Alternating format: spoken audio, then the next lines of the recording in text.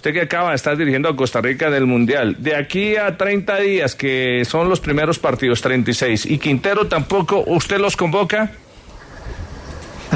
Ay, yo haría de lado incluso la parte futbolística. Yo le digo sinceramente, Diego, hay un montón de cosas que uno como entrenador de selección tiene que tener en cuenta.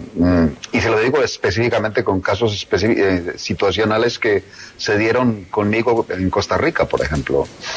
Brian Ruiz, un jugador que ha sido de los, creo, si no uno de los estandartes de Costa Rica. El año pasado en la Copa Mundo, pues no jugó mucho, pero lo que él representaba para el equipo por liderazgo, por toda la ayuda que en determinado momento podía generar él con la sola presencia, daba para llamarlo, para decir que sí.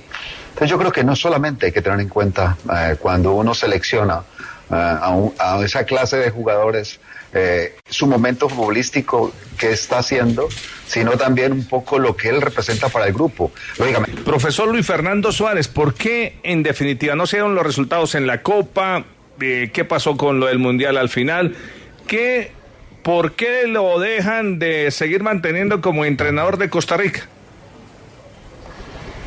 Bueno, la versión corta, Diego, es básicamente lo que uno siempre piensa en esto es cuando llega a un lugar como este, como Costa Rica, cuando me contrataron, pues lógicamente era porque el equipo no tenía buenos resultados. El equipo hacía casi 15, 16 meses que no tenía ningún resultado positivo a nivel internacional. No había, lo único que había tenido empates, pero siempre lo demás eran derrotas. Y lógicamente por esa razón hay un cambio. Entonces, cuando hay un cambio, pues uno lo que primero llega es a hacer un diagnóstico de la situación, de cómo se da. En principio es complicado porque no se conoce mucho sobre el fútbol de Costa Rica y ahí es donde uno, pues lógicamente tiene que ser lo más cuidadoso e inteligente posible para rodearse bien, para conocer todo esto. Lo que se dio en principio era que faltaba como una especie, esa transición, ese recambio generacional no se estaba dando como debía darse. Había un grupo de jugadores que eran los llamados a responder a unas altas exigencias que se dieron después del Mundial 2014 y de pronto no respondieron. Entonces tuvimos que hacer un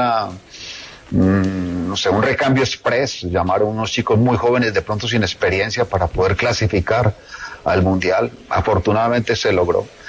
Pero cuando eso se da, cuando se termina el Mundial, hay un diagnóstico claro respecto a esa situación de que había que seguir haciendo el recambio, aún pensando que era necesario no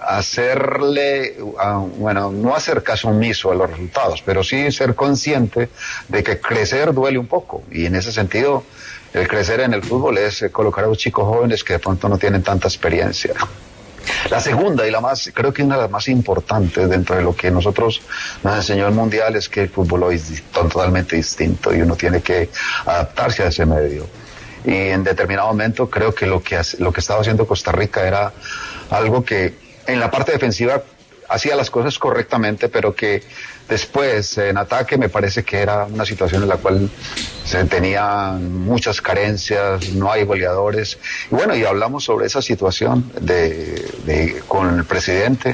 Él estaba totalmente de acuerdo con esa situación y bueno, empezamos este año a hacerlo, a buscar la manera de que se hiciera un fútbol diferente, un nuevo modelo de juego, y lógicamente con pocos entrenamientos era complicado que esto se amalgamara rápidamente.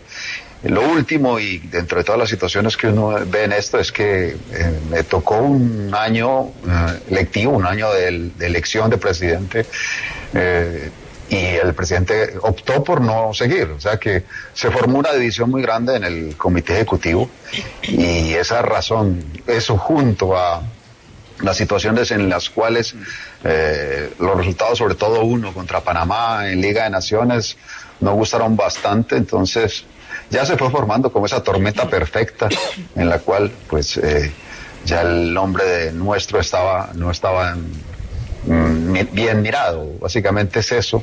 O sea que se dan 3 o 4 situaciones que ya se habían diagnosticado, pero lógicamente uno tiene que ser consciente de que cuando se da sobre todo una situación, sobre todo política, es bastante complicado.